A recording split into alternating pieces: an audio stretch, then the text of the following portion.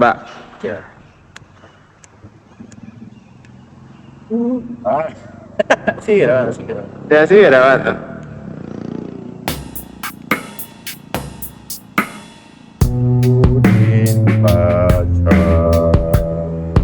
Ya, ya, ya.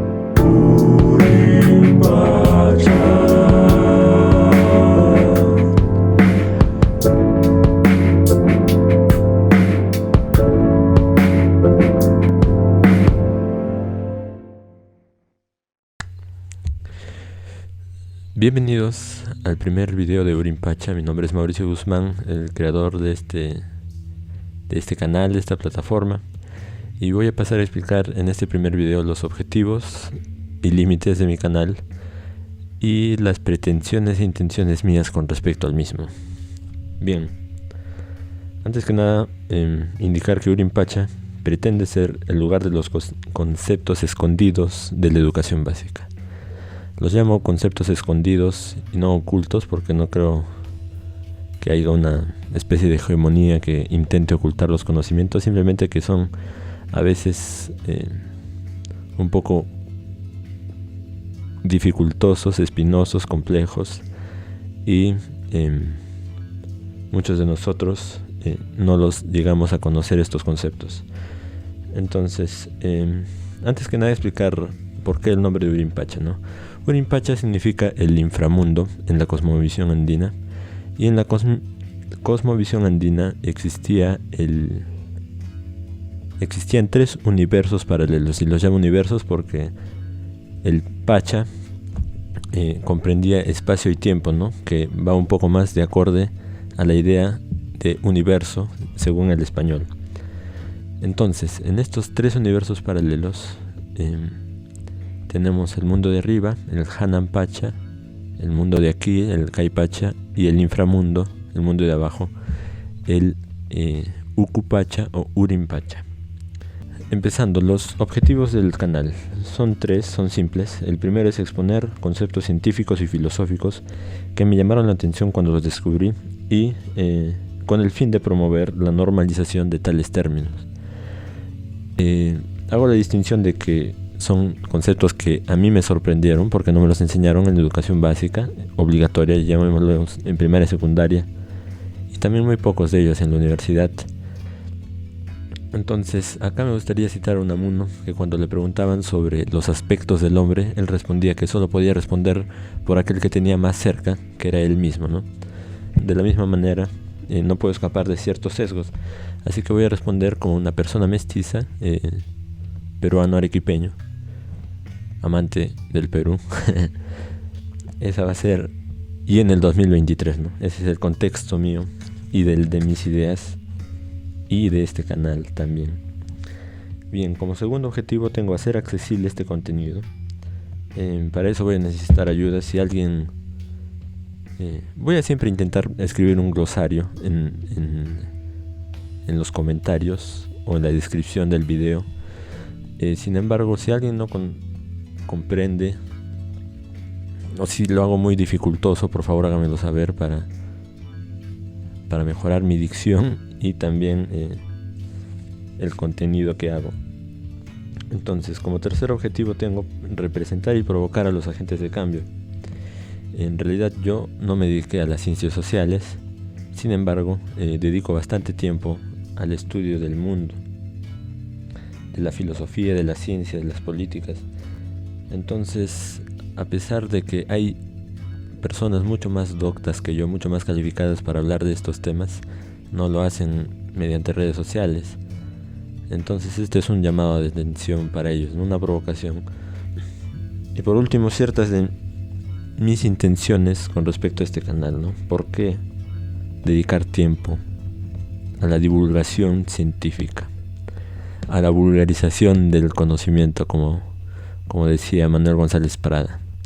La vulgarización en el sentido de hacer propio del vulgo, ¿no? Hacer propio de las mayorías.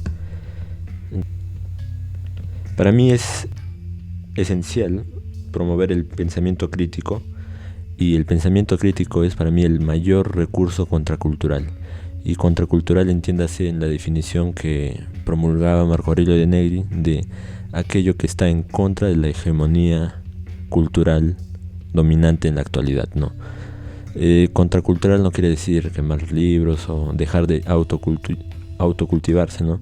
Sino combatir a la cultura hegemónica dominante en la actualidad, que para mí, debo decirlo, no siendo pesimista, creo que vivimos en una cultura de la depredación de los recursos naturales indiscriminada y con una ética de consumo en una sociedad del espectáculo. Todos estos términos los voy a pasar a explicar en futuros videos, pero también es importante conocer, ¿no? Bien, entonces voy a pasar a explicar el término Urinpacha. Primero, el inframundo en la cosmovisión andina no se refería al mundo del pecado como en la visión judeocristiana, a pesar de que en la simbiosis cultural algunos entiendan eso en la actualidad y que no nos explican la distinción desde el colegio. Sin embargo, hay un muy interesante paper titulado El mundo de los muertos en la cosmovisión andina, de María del Carmen García Escudero, donde refiere que el Urinpacha era el lugar donde accedía el difunto para realizar un viaje análogo al del Caipacha de regreso a su pacarina o de regreso al mundo de los muertos. En este libro menciona que el Urinpacha estaba relacionado con la fertilidad, la riqueza y el mundo post-mortem, ¿no? Muy diferente a la visión judeocristiana del subsuelo, ¿no? Del infierno, llamémosle, porque la fertilidad y la riqueza están asociados incluso en su simbología con la serpiente. Sin embargo, la serpiente en la tradición judeocristiana está asociada con el pecado, ¿no? Yo pretendo hacer uso metafórico de las dos primeras acepciones, ¿no? De la fertilidad y riqueza. Un espacio, espero que este espacio sea fértil y rico para la conciencia de las mayorías o de mis amigos y familiares, si son al final ellos los consumidores, los únicos consumidores de este contenido. Bien. Quiero explicar un poco de esto del viaje análogo al Caipacha de regreso a la pacarina. Bien, entonces en el Caipacha, tu vida terrenal, el espíritu de uno nace en la cosmovisión andina de su pacarina. Por ejemplo, en Arequipa, la huaca principal es el Misti, ¿no? La pacarina de todos los arequipeños en la cosmovisión andina sería el Misti. Y si fallecías demasiado lejos de tu pacarina, en tu viaje análogo, es decir, en tu viaje inframundano, tenías que volver hacia tu pacarina, ¿no? Y si fallecías demasiado lejos de tu lugar de origen, era complicado, ¿no? Y te podías perder, digamos, en este viaje. Bien, estoy de vuelta. Tuve unos problemas técnicos ahí. El Urinpacha era entendido como un mundo inversamente análogo, igual al Caipacha, pero era inversamente opuesto al Caipacha, y la forma de acceder era mediante los depósitos de agua, lagos y demás. Por eso los lagos son considerados también sagrados en la cosmovisión andina. Bien, entonces este viaje análogo Este regreso a la Pacarina involucra un pensamiento cíclico. Y también cierto pensamiento dialéctico, y se enfoca en una... Bueno, vamos a explicar a detalle después por qué creo que el término Pacha involucra una dialéctica hegeliana, no igual que Hegel, pero similar.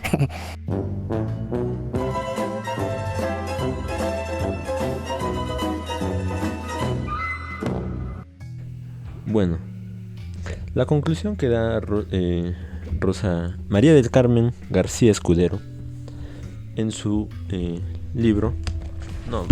su paper es la siguiente. Concluiremos que la cultura prehispánica muestra un rico y variado complejo de percepciones que apenas están por descubrir.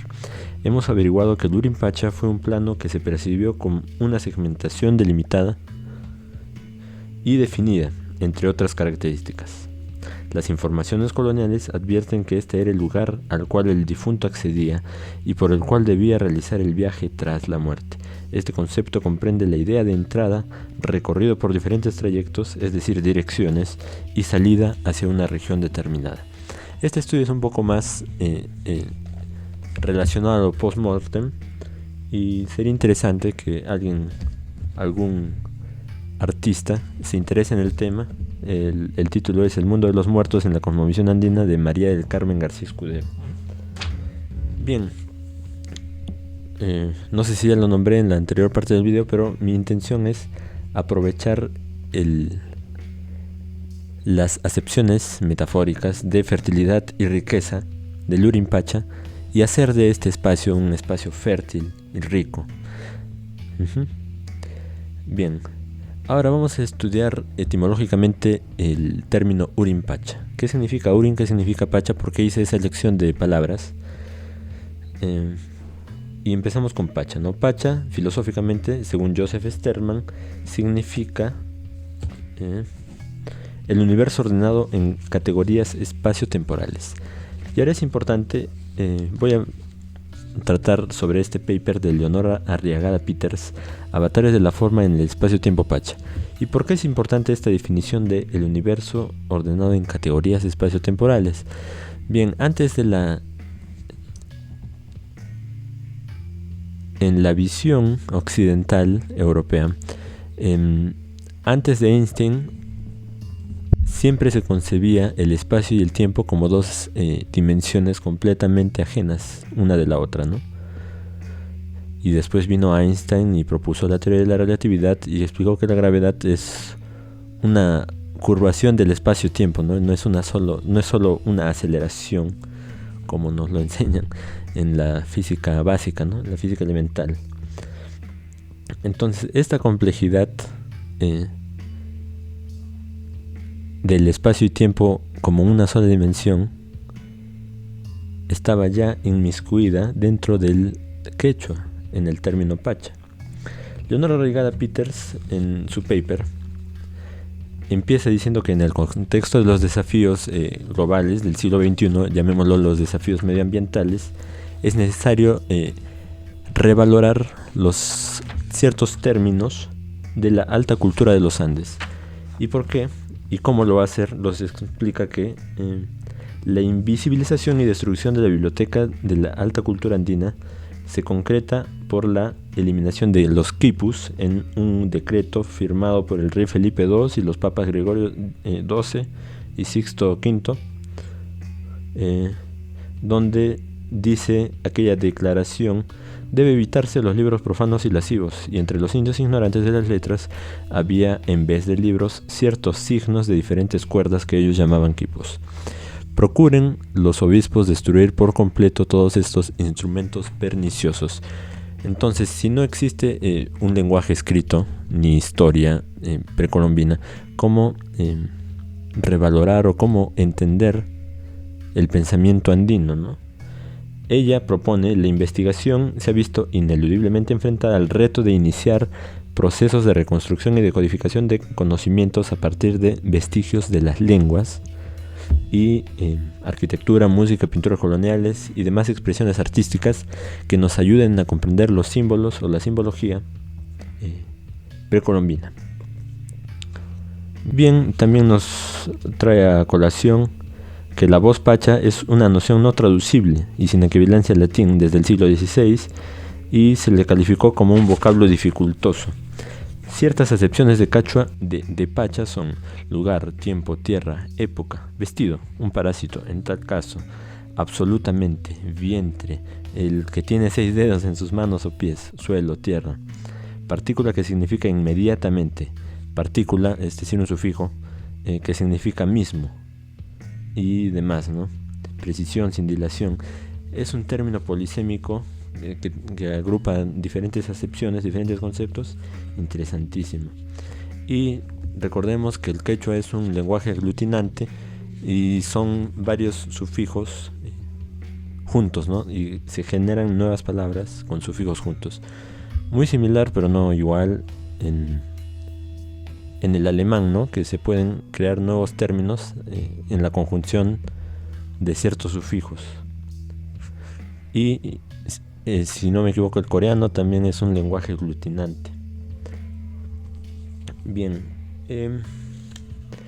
Ahora, el título puede parecer complejo: Avatares de la forma en el espacio-tiempo pacha. La visión que ella tiene es un poco relacionada a la idea platónica de forma e idea, ¿no? Ella también adjudica que en la cosmovisión andina, para los amautas, no existía una concepción de idea sin materialización, ¿no? Era una idea sin materializarse, era una idea incompleta. También trae a colación a Joan de Santa Cruz en su relación. Es un libro, La Relación, así se titula, La relación de estas tierras del Perú, algo así es el título, donde realiza el dibujo de lo que sería el Coricancha. El Coricancha, el templo más grande del Cusco, tenía un dibujo, y el único dibujo que se encuentra en la actualidad, una representación, si es fidedigna o no, está en duda, es la de Joan de Santa Cruz, donde se encuentra el hombre y la mujer dentro de, como planos principales en la cosmovisión andina. Entonces, el término pacha, etimológicamente, se refiere a pa significa dos, cha significa fuerzas, energías, y no solo se refiere a dos energías que existen, sino que son complementarias, ¿no? Por eso están en un solo término. Y los avatares de la forma, como lo ve Leonora Arraigada Peters, son la idea materia en uno solo, deben ser complementarios. Además, el hombre y la mujer también son complementarios, y para esto refiere a la relación de Joan de Santa Cruz. También el espacio-tiempo son las dos energías a las que se refiere Pacha, como una dimensión sola. Y así, esos son los diferentes avatares a los que ella incita a volver a conocernos. También hace... estoy un poco perdido en mis papeles, pero también hace relación al Pachacuti. Cuti significa volver, regresar, y el Pachacuti sería volver en el tiempo, pero lo que ella pretende es no solo una sola significación de regresar atrás, sino de volver hacia atrás, pero renovarse en el tiempo, ¿no? Entonces, como la idea de Pacha requiere cierto entendimiento de una dialéctica, ¿no? De un comprendimiento de una filosofía de procesos. Es decir, no solo debes enfocarte en el status quo actual, ¿no? En revisar la historia y definir las verdades como históricas y inalienables, sino fijarte que la historia es un sistema de procesos, no son solo hechos. Discutible ahí con Wittgenstein, pero es importante enfocarse más en que son procesos, ¿no? Es un eterno cambio, es una renovación continua, y eso está inmiscuido dentro del término Pacha. Las conclusiones a las que llega Leonora Arraigada Peters, y que sabemos, todo científico usualmente pone conclusiones y recomendaciones al final de sus trabajos porque sabe las limitaciones, ¿no? de su proyecto. Y lo que ella, las palabras con las que cierra su paper es: La construcción de una nueva teoría en torno al Pacha pudiera darse desde 3 visiones. A. Una visión europea anglosajona, ¿no? Es decir, acuñar o medir el pensamiento andino precolombino desde una visión o con fundamentos filosóficos occidentales, llamémoslo así, ¿no? O hacer ciertas mediciones éticas o filosóficas desde los términos occidentales al término Pacha. Como segunda visión sería una visión europea una mirada de términos de un análisis filosófico comparativo entre la mirada europea y la mirada andina, lo cual yo veo muy inviable porque hay términos, el límite del lenguaje está muy presente ahí, ¿no? Hay términos que son intraducibles y la filosofía se basa en términos, básicamente.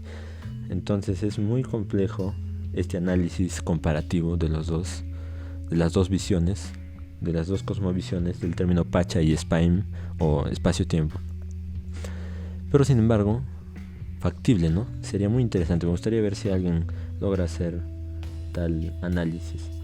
Y como tercera visión para la construcción de una nueva teoría sobre el Pacha, dice: desde una perspectiva que, considerando el referente conceptual europeo anglosajón como lengua franca, anclada al concepto panandino de Pacha, espacio-tiempo, origen de todas las cosas, busca aportaciones desde las filosofías andina, árabe, europea, anglosajona, china, india y otras.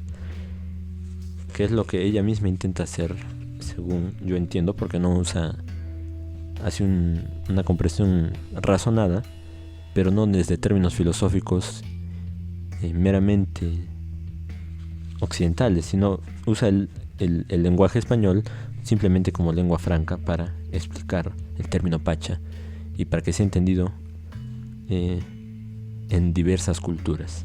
Y esta es una hermosa elaboración de Leonora Raigada Peters y una bella conclusión. Bien, ahora el término Urim. ¿Cómo voy de tiempo? El término Urim, rápidamente. Rodolfo Serrano Palomino tiene un ensayo titulado Urim, un espejismo léxico opuesto al Hanan, en su libro Voces del Ande, ensayos sobre onomástica andina. La onomástica es el estudio de los nombres propios. Entonces, lo que refiere Rodolfo Serrano Palomino es que Hanan, arriba, tiene muchos opuestos antónimos léxicos. Tiene uku, uran, rurin, en diferentes. Uku, por ejemplo, era propio del quechua sureño. Uran era propio del quechua central. Del quechua general es la palabra que él usa. Y sin embargo, si existían estas distinciones, porque en el Cusco, que pertenece al quechua sureño, se usa para la distinción sociogeográfica el término Urim, porque existía el Hanan Cusco y el Urim Cusco, el Cusco de arriba y el Cusco de abajo. Entonces, ¿por qué usa esa distinción y por qué no hace el término Uku, ¿no? Que es propio del quechua sureño, Uku Cusco? Entonces, Rodolfo Serrano Palomino encuentra que el vocablo Urim puede devenir de la palabra Rurin, que es propio del quechua central, que significaba no solamente abajo, sino abajo, pero hacia adentro. Entonces, en esta palabra Urim, que por supuesto después de Rurin se tradujo como Lurin y posteriormente como Urim, no solo se encuentra el mestizaje comúnmente conocido de español y hombre del Ande, sino un mestizaje anterior, un mestizaje precolombino de diversas culturas, lo que me parece increíble y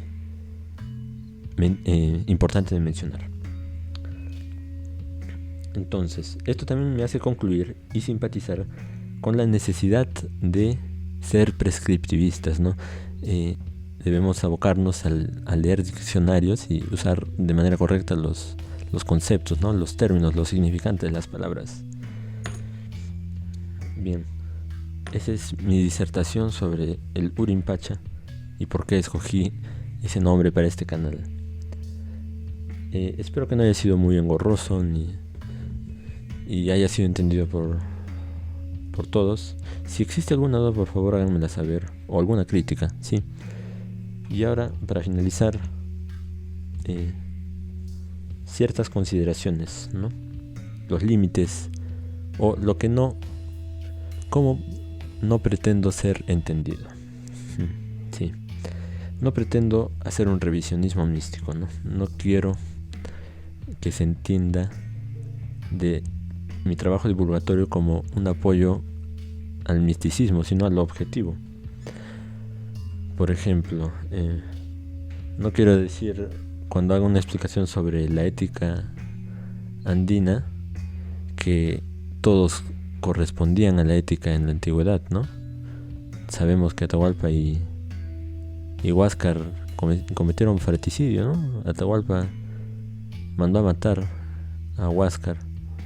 Incluso recientemente leí que hay indicios que indican que Huayna Cápac fue envenenado, el padre de Huáscar y Atahualpa, porque por parte de un brebaje que vino del norte, ¿no? Cercano al Ecuador, y estaban dentro de una guerra colonial, dentro de una guerra civil, los incas o las poblaciones propias del Tahuantinsuyo, cuando vinieron los españoles a realizar su conquista, que en realidad fue dada por gran parte de personas en contra del status quo inca, ¿no? Bien, entonces no intento hacer un revisionismo místico, sino presentar términos de manera objetiva. Intentaré ser metódico para ser objetivo, sin embargo intentaré ser lo más breve y didáctico posible. Si necesitan una mejor argumentación de la que yo estoy haciendo, refiéranse a las fuentes que he mencionado, ¿no? Considero que para mí es imposible esquivar ciertos sesgos en exposiciones orales, entonces siempre recomiendo revisar las fuentes que menciono. Y además, verdaderamente, cuando tú te enfrentas a una lectura, no existe el lenguaje no verbal que evaluar, ¿no? Ni una persona que intente ideologizarte o cambiar tu opinión. Solo existes tú y el texto. Entonces recomiendo leer.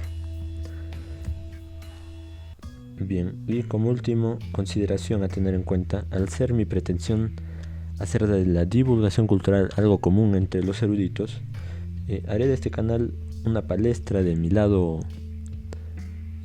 razonado, apolíneo, y también de mi lado artístico, que es el arte, es algo que me motiva mucho.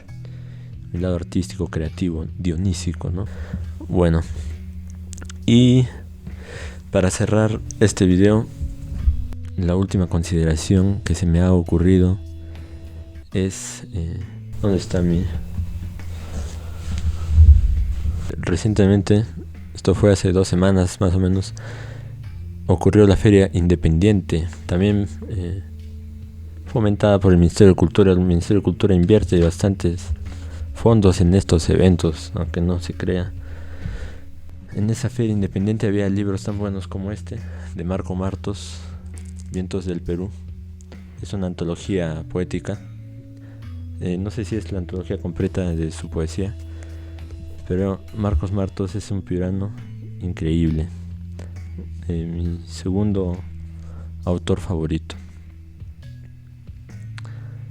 Entonces voy a pasar a leer uno de sus poemas, porque siempre voy a acabar leyendo algún poema en estas exposiciones, o recomendar algún libro en sí. Y el poema de Marcos Martos es El Perú. El Perú. No es este tu país porque conozcas sus linderos, ni por el idioma común, ni por los nombres de los muertos. Es este tu país porque si tuvieras que hacerlo, lo elegirías de nuevo para construir aquí todos tus sueños. Hermosísimo, Marcos Martos. Bien, entonces concluyo aquí la exposición de este video. Bueno, eso es todo por este video. Espero no haber sido muy Espero que no sea muy largo el video. Bueno, igual voy a seguir aprendiendo a hacer videos más didácticos y espero que les haya gustado. Si les gustó,